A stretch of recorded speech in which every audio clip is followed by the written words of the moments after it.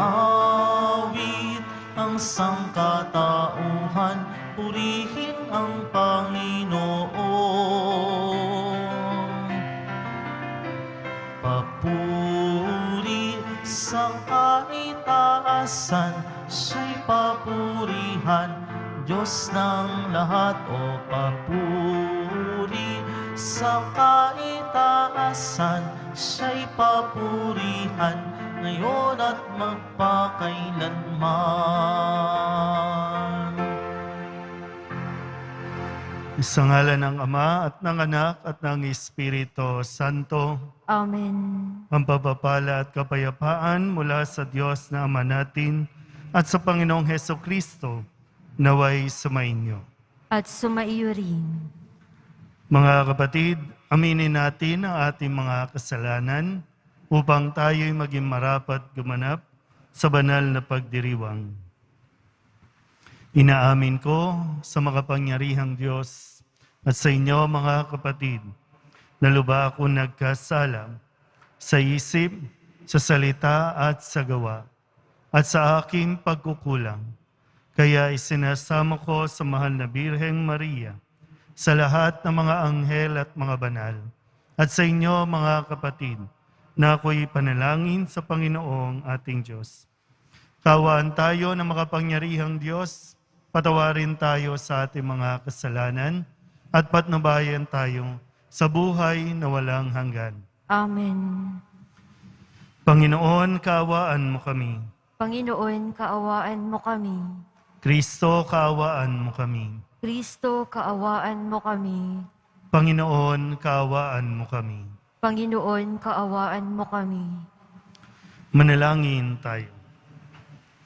Ama naming makapangyarihan, pinangangatawanan mong manahan sa mga may loobing tapat at maaasahan. Sa kagandahang loob mo, kami naway makapamuhay bilang mga mapalad na maging iyong tahanan sa pamamagitan ni Hesukristo, kasama ng Espiritu Santo, magpasawalang hanggan. Amen. Magsiupo na po ang lahat. Pagbasa mula sa sulat ni Apostol Santiago. Mga kapatid, bilang mga sumasampalataya sa ating Panginoong Hesukristo, ang dakilang Panginoon, huwag kayong magtatangi ng tao. Halimbawa, pumasok sa inyong kapulungan ang isang lalaking nakasingsing ng ginto at nakadamit ng magara, at isa namang dukha na panay sulsi ang damit. Kung akasikuhin niyong mabuti, yaong magara ang damit, at sabihin sa kanya, dito kayo maupo, at sabihin naman sa dukha, tumayo ka na lang dyan, o kaya'y sa sahig ka na lang maupo. Nagtatangi na kayo at humahatol ng mali. Tingnan ninyo, mga kapatid kong minamahal, hinirang ng Diyos ang mga dukha sa sanlibutan upang maging mayaman sa pananampalataya at maging kasama sa kahariang ipinangako niya sa mga umiibig sa Kanya. Ngunit hinahamak ninyo ang dukha. Hindi ba't ang mayayaman ang sumisiil sa inyo? Hindi ba sila ang kumakaladkad sa inyo sa hukuman? Hindi ba't sila rin ang dumudusta sa marangal na pangalang ibinigay sa inyo ng Diyos? Mabuti ang inyong ginagawa kung tinutupad ninyo ang kautosang ibinigay ng Diyos na nasa saad sa kasulatan. Ibigin mo ang iyong kapwa gaya ng iyong sarili. Ngunit kung hindi pare-pareho ang tingin ninyo sa tao, kayo'y nagkakasala at ayon sa kautusan, dapat kayong parusahan.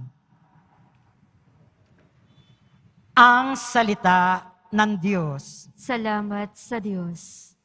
Dukhang sa Diyos tumatawag, ay kanyang inililigtas. Dukhang sa Diyos tumatawag, ay kanyang inililigtas.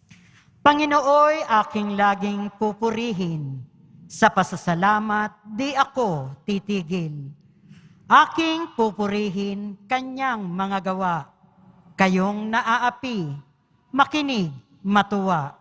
Dukhang sa Diyos tumatawag, ay kanyang inililigtas. Ang pagkadakila niya ay ihayag, at ang ngalan niya ay purihin ng lahat. Ang aking dalangi dininig ng Diyos, nawala sa akin ang lahat kong takot.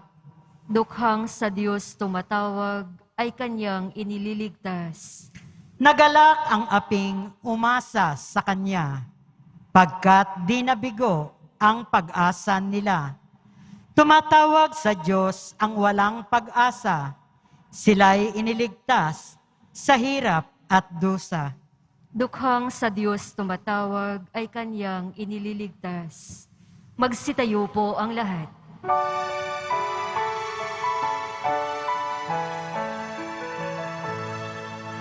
Hallelujah, Hallelujah, Hallelujah,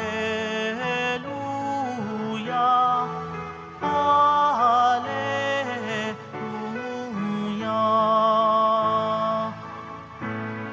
Espiritong bumubuhay, ang salita mo may kapal, buhay mo ang tinataglay.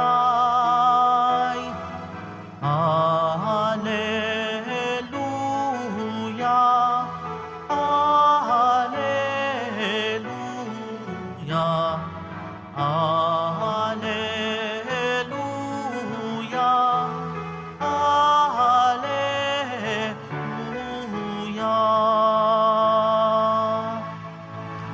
Sumainyo ang Panginoon. At sumaiyo rin. Ang mabuting balita ng Panginoon ayon kay San Marcos. Papuri sa iyo, Panginoon. Noong panahong iyon, si Jesus kasama ang kanyang mga alagad ay nagtungo sa mga nayon ng Cesarea, sakop ni Filipo. Samantalang sila'y naglalakbay, tinanong niya ang kanyang mga alagad, "Sino raw ako ayon sa mga tao?" Sumagot sila, "Ang sabi ng ilan ay si Juan Bautista kayo. Sabi naman ng iba, si Elias kayo. At may nagsasabi pang, isa kayo sa mga propeta. Kayo naman, ano ang sabi ninyo?" "Sino ako?" tanong niya. "Kayo ang Kristo," tugon ni Pedro. "Huwag ninyong sasabihin kanino man kung sino ako." Mahigpit na utos niya sa kanila. Mula noon, ipinaalam na ni Jesus sa kanyang mga alagad na ang anak ng tao'y dapat magbata ng maraming hirap. Siya'y itatakwil ng matatanda ng bayan, ng mga punong saserdote at ng mga iskriba at ipapapatay. Ngunit sa ikatlong araw, muli siyang mabubuhay. Maliwanag na sinabi niya ito sa kanila. Kaya't niyaya siya ni Pedro sa isang tabi at sinimulang pagsabihan. Ngunit humarap si Jesus sa kanyang mga alagad at pinagwikaan si Pedro. "Lumayo ka, Satanas! Ang iniisip mo'y hindi sa Diyos, kundi sa tao." Ang mabuting balita ng Panginoon. Pinupuri ka namin, Panginoong Hesukristo. Magsiupo na po ang lahat. Isang magandang araw po sa inyong lahat. Mahalaga po kung kayo po ay papasok sa isang relasyon, sa pagkakaibigan man yan o sa pag-aasawa, basic po yon, yung foundation na ang magpapatibay sa inyong relasyon ay kung gaano ninyo ipinakikilala at binubuksan ang inyong sarili at kung paano kayo nagpapakilala sa isa't isa. Importante po yun sa isang relasyon. Yung nakikilala nyo ang isa't isa. Malinaw po ba? Okay.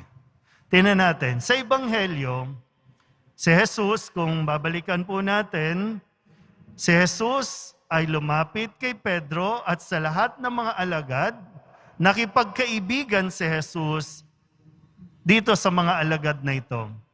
Binuksan ni Jesus ang kanyang sarili, ibinahagi ni Jesus ang kanyang buong pagkatao, maging ang pagka-Diyos niya, kung sino siya, saan siya nanggaling. Tinanggap ni Jesus itong mga alagad na ito sa kahit na pangit at magandang pagtingin sa kanila ng mga tao. Nakukuha po ba? Okay. Ngayon, ipinapakilala ulit at tinatanong ni Jesus, sa loob ng panahon na magkakasama tayo, ano ang naririnig nyo tungkol sa akin? Sino ako? Ayon sa sabi-sabi.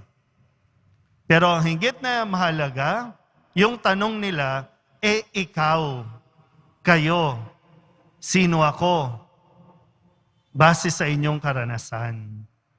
At ipinakilala, nakita ni Pedro, ipinakilala niya, ikaw po ang Mesiyas. Ikaw ang anak ng Diyos. Maganda. Okay, so proceed tayo. Patuloy ulit na binuksan ni Jesus ang kanyang, kung ano ang kanyang layunin, ano ang kanyang misyon, at kung ano ang dapat niyang pagdaanan. Pero etong si Pedro biglang nagbago at sinabing, hindi dapat mangyari yan. Anong sabi ni Jesus? Lumayo ka, Satanas. Hadlang ka sa plano. Yan. So tingnan natin kung paano natin to i-apply sa atin pong sitwasyon, sa inyong sitwasyon. Bakit hindi lumalago ang inyong pagsasama? Inaasahan kasi dapat sabay kayong magmamature. Sabay kayong lalago, kumbaga sa Tagalog.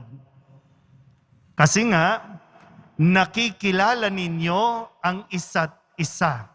Ang kahinaan, maging ang kalakasan. At dapat, mas lalong natutulungan ang isa't isa na mas mag-develop pa. Ngayon, ang tanong ko nga, anong nangyayari?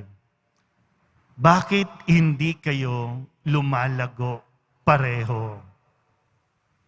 Imbis na maging mature, bakit nagiging immature? Minsan yung alam mong sa sarili mo kasi, di ba, no? Meron kang gusto, pero napipigilan ka. At ang nakakalungkot, yung taong dapat tumutulong sa'yo na mas mag-mature pa, yun yung pumipigil sa'yo para lumago ka. Yun nga lang, minsan nahihirapan kayong i-verbalize. Nahihirapan tayong mag-open up. Kung nung dati, di ba pag boyfriend, girlfriend, di ba dati, lahat kaya niyong pag-usapan, lahat kaya niyong gawin. Lahat gusto niyong sabihin. At yung support, nando doon, 100%, so supportahan kita. Pero bakit habang tumatagal, tapos pag mag-asawa na, bakit ikaw pa yung nagiging hadlang para mas ma-develop yung partner mo o yung asawa mo? ikaw pa mismo yung pumipigil.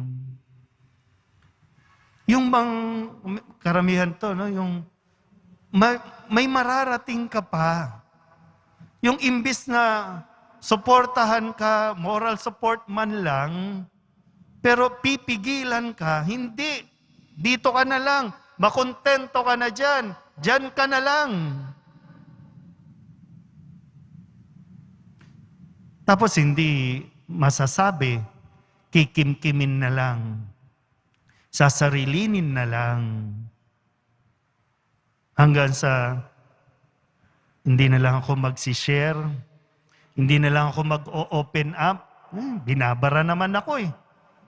Hindi naman ako susuportahan. Ano pang use, ano pang, di ba, silbi nito? At tahimik na lang. Kaya, pareho tuloy, hindi lumago. Hanggang sa nanlalamig na, hanggang sa mauwi sa, di ba, alam nyo, ang mga kwento ng mga naghihiwalay at bakit natutuksong lumapit sa iba, kasi nakakaramdam sila doon ng suporta, nakakaramdam sila doon ng naniniwala sila sa kakayahan mo. Samantalang yung mismong asawa mo, pamilya mo, hindi naniniwala sa iyo. O ayaw maniwala sa iyo. Laging nagdududa. Paano nga mararating? Paano matatapos yung misyon, yung dapat nagawin? Di ba, mahirap po yung, ang tawag doon yung over-familiarity, o kaya naman, nagiging overprotective, possessive, tapos yung controlling, di ba yung minsan sa itsura di ba, no? Kapag gusto mo mahabang buhok, pero sasabihin sa'yo, wag yan. Gusto ko ganito, gusto ko ganyan. Hindi na tuloy nagiging natural yung ikaw, di ba? Nagigets niyo ba? Di ba yung may kumokontrol na sa'yo eh. O kaya mayroon nang nagdidikta na kung ano at sino ka dapat. Na malinaw sa iyo, ano ang gusto mong gawin? Ano ang gusto mong marating? Malinaw sa iyo eh. Kung sakali lang po, no? May chance pa, may pagkakataon pa. Katulad ni Jesus, diniretso niya si Pedro. Kasi ang iniisip ni Pedro, makakahadlang sa misyon ni Jesus. Importanteng, sabi po dito, no? Mahalaga na makaranas siya ng matinding pagsubok. Mahalaga na pagdaanan niya itong pagtatakwil, itong pagpapako, at pagpatay sa kanya. Mahalaga yun. Wala dapat, kahit sino, ang humadlang nito. Kahit best friend mo pa, kahit kaibigan mo pa, kahit kapamilya mo pa.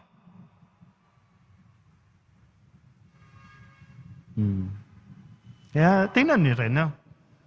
Sabi ko nga, kung may pagkakataon pa, gawin mo. Yung sa tingin mo, mission mo sa mundong ito, gawin mo yung sa tingin mong tama, ipaglaban mo din. Kung sa tingin mo ito'y naaayon sa Diyos, tuloy lang. Sa konteksto din naman po, no, ilagay ko rin sa isang konteksto, minsan nagbibidahan po tayo, no? Binibida mo yung kakilala mo at gusto mo, pinaniniwalaan mo. Okay. Suportahan mo. Ipakilala mo yung galing niya nang hindi naninira ng iba. Patunayan mo, pag sinabing magaling siya, ipakita mo kung ano ang galing niya. Hindi yung ngawa lang tayo ng ngawa. Kontra lang tayo ng kontra. Yan, yung magandang salita, no? Kontrahan lang tayo ng kontrahan, wala tuloy tayong mararating yan. Pero sana po ulit, no? Importante, kayo, sa relasyon ninyo, magsuportahan, imbis na maging hadlang sa isa't isa. Amen. Magsitayo po ang lahat.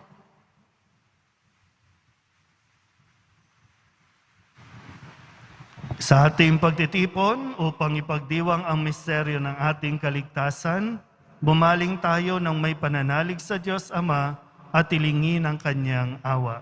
Ang ating pong itutugon, Panginoon, ipahayag ka nawa ng aming buhay. Panginoon, ipahayag ka nawa ng aming buhay. Ang Santo Papa, naway mapanatili ang simbahan sa pananampalataya ni San Pedro. Manalangin tayo. Panginoon, ipahayag ka nawa ng aming buhay. Ang lahat ng mga Kristiyano, naway makasunod sa yapak ni Kristo sa pamamagitan ng pagtanggap ng kanilang krus araw-araw. Manalangin tayo. Panginoon, ipahayag ka nawa ng aming buhay. Ang mga nabibigatan at nahihirapan sa pagpapasan ng kanilang krus, naway makatagpo kay Kristo ng lakas at kaginhawahan. Manalangin tayo.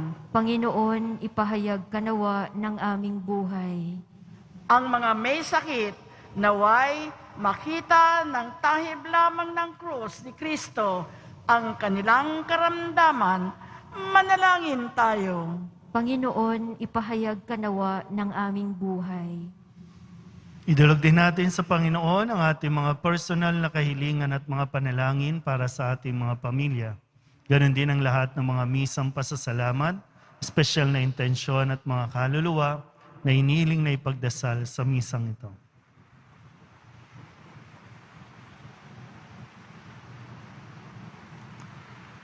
Ang lahat ng ito inihiling namin sa ngalan ni Kristo ang aming Panginoon. Amen. Magsiupo na po ang lahat.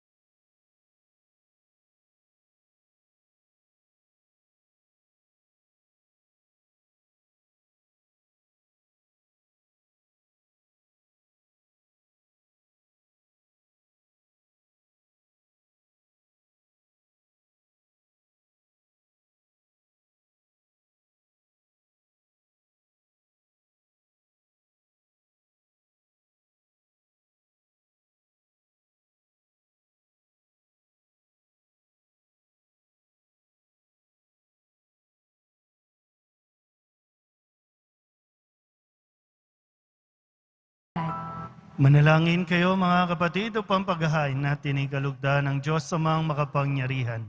Tanggapin nawa ng Panginoon itong paghahain sa iyong mga kamay, sa kapurihan niya at karangalan, sa ating kapakinabangan at sa buong sambayanan niyang banal. Ama naming lumikha, kami naway dalisayin at panibaguhin ang aming gaganaping paghahain.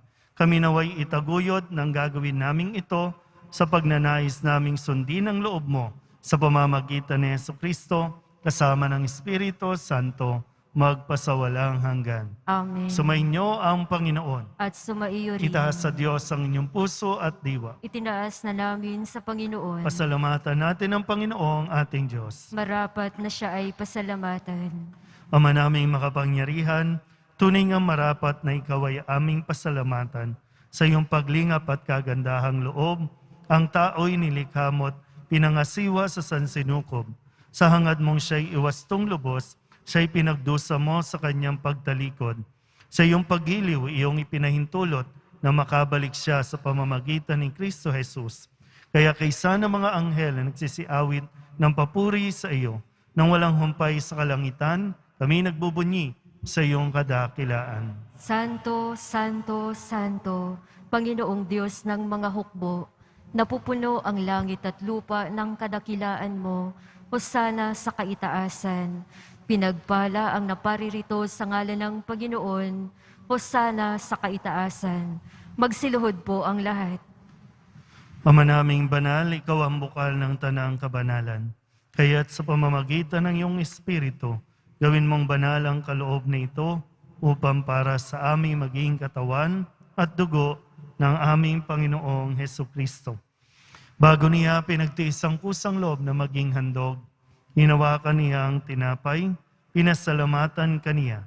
Pinaghati-hati niya iyon, iniabot sa kanyang mga alagad at sinabi, "Tanggapin ninyong lahat ito at kanin, ito ang aking katawan na ihahandog para sa inyo."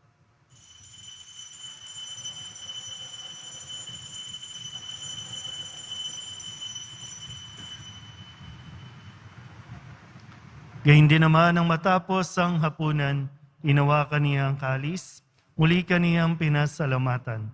Iniabot niya ang kalis sa kanyang mga alagad at sinabi, "Tanggapin ninyong lahat ito at inumin. Ito ang kalis ng aking dugo, ng bago at walang hanggang tipan. Ang aking dugo na ibubuhos para sa inyo at para sa lahat sa ikapagpapatawad ng mga kasalanan. Gawin ninyo ito sa pag-alaala sa akin."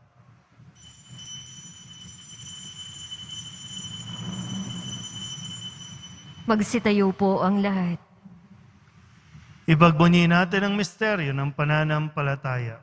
Si Kristo'y namatay, si Kristo'y nabuhay, si Kristo'y babalik sa wakas ng panahon. Ama, ginagawa namin ngayon ang pag-alaala sa pagkamatay at muling pagkabuhay ng iyong anak, kaya tiniaalay namin sa iyo ang tinapay na nagbibigay buhay at ang kalis na nagkakaloob ng kaligtasan. Kami napapasalamat dahil kami iyong minarapat na tumayo sa harap mo para maglingkod sa iyo. Isinasamo namin kami magsasalo-salo sa katawan at dugo ni Kristo ay mabuklod sa pagkakaisa sa pamamagitan ng Espiritu Santo. Ama, lingapin mo ang iyong simbahang laganap sa buong daigdig. Puspusin mo kami sa pag-ibig kay San Francisco na aming Papa at ni Jose na aming Obispo at ng Tanang Kaparian. Alalahanin mo rin ang mga kapatid naming nahimlay na may pag-asang sila'y muling mabubuhay, gayon din ang lahat ng mga pumanaw. Kawaan mo sila at patuloyin sa iyong kaliwanagan. Kawaan mo at pagintapating kaming lahat na makasalo sa iyong buhay na walang wakas. Kaysa ng mahal na Birhen Maria na Ina ng Diyos, ng kabiyak ng puso niyang sa San Jose. Kaysa ng mga apostol at ng lahat ng mga banal na namuhay dito sa daigdig ng kalugod-lugod sa iyo. May pagdiwang nawa namin ang pagpupuri sa gararangal mo sa pamamagitan ng iyong anak na aming Panginoong Hesukristo.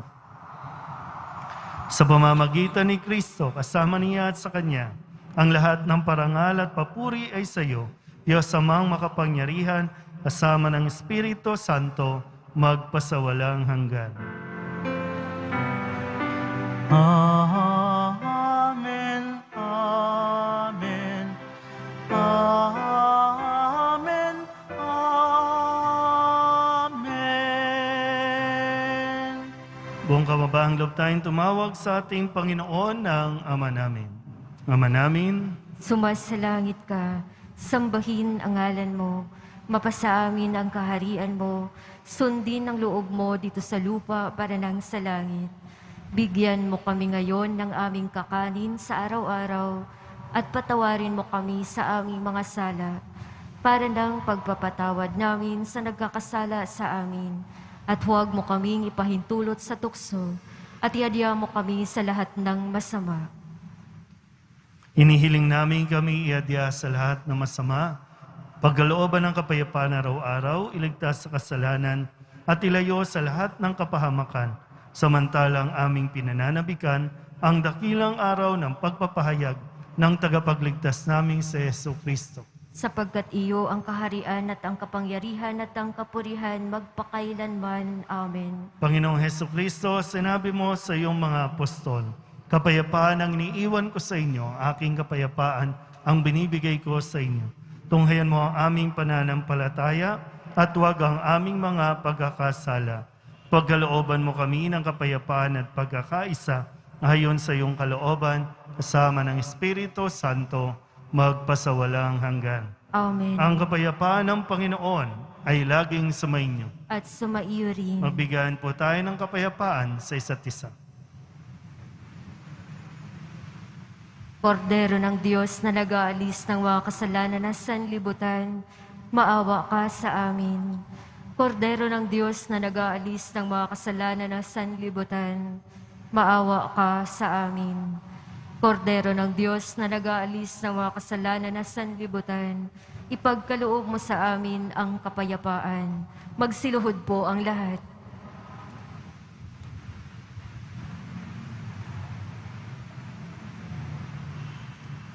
Ito ang kordero ng Diyos.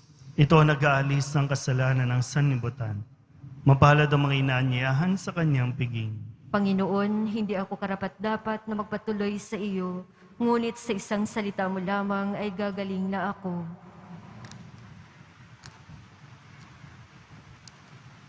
Katawan ni Kristo. Amen.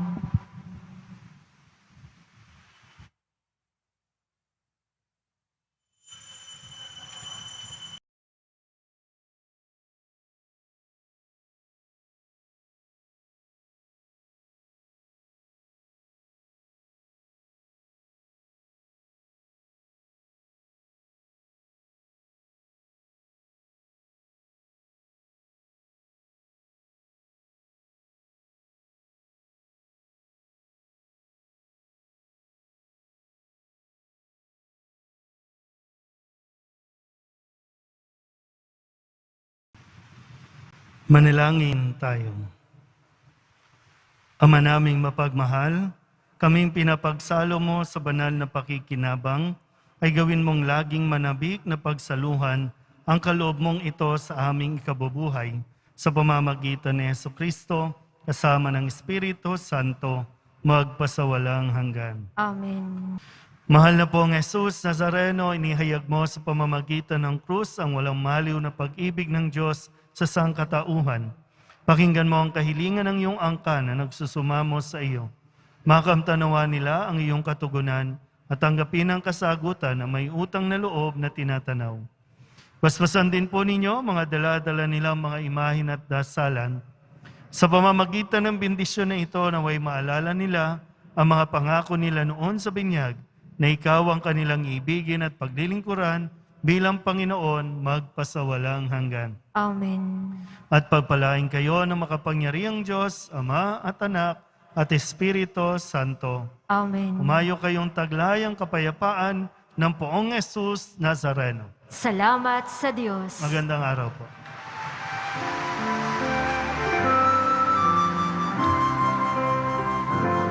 Nuestro Padre Jesus Nazareno, sinasamba ka namin,